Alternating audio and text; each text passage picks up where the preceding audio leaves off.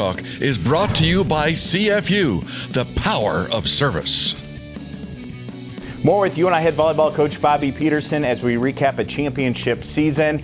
Coach, we talked about the non-conference, we talked about the regular season, but you lose your only conference game heading into the postseason. What do you like about what happened in Evansville as a lot of individual honors were given out and really tested to get that automatic bid by beating Drake in a thriller in a must-win fourth set and fifth set to punch your ticket? Yeah, for sure. And you know, the individual honors and awards are awesome, and every one of those kids will credit the entire team for those awards because it is a sport that it takes everyone.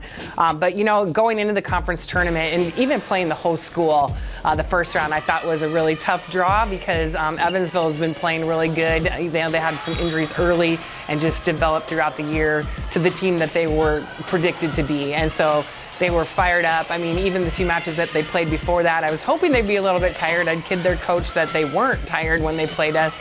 So had a lot of challenges in that first match, which I think did help us in the Drake match as well. And obviously going into that Drake match, we had a tough one at their place, but I think we learned a lot from that. Drake is an amazing team. I think we did some things better on the court, but still we're challenged with not being able to stop certain people or different things like that. But I think our ability to just move on after each point and really focus on the things that we're good at on the court, you know, because sometimes you can get so caught up in stopping the other team that you forget about the things that you do that you can score well. And as long as you're siding out, it's a side-out game now.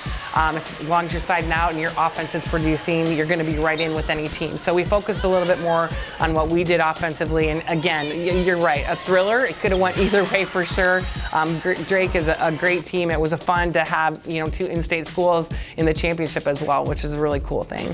Not only making the NCAA tournament, but getting a win, defeating Florida State, and then getting a chance to play a tough team in Minnesota on their home court. Why was that a special NCAA tournament from your perspective? Yeah, I just think, you know, a lot of people sometimes, you know, you get there and that's the goal, you know, and that's all you really have thought about. And I know this team had more, you know, they had more that they wanted to do, they had more that they wanted to prove, and you could just tell that, you know, they were so excited. It's really hard, even though it's tournament time, to practice because you've been practicing. And I thought our practices were still really good. It was still full of a lot of excitement. And then just when they stepped on the court, the minute we got there for practice, you could just feel it. And so proud of them. You know, obviously we ran into a buzzsaw in Minnesota, but what I liked about our team, it didn't feel good a lot of times, but I never once looked in their eyes and thought they had given up. And I think that's huge, especially when things aren't going real well. But it's just a credit to the type of student athletes that these women are.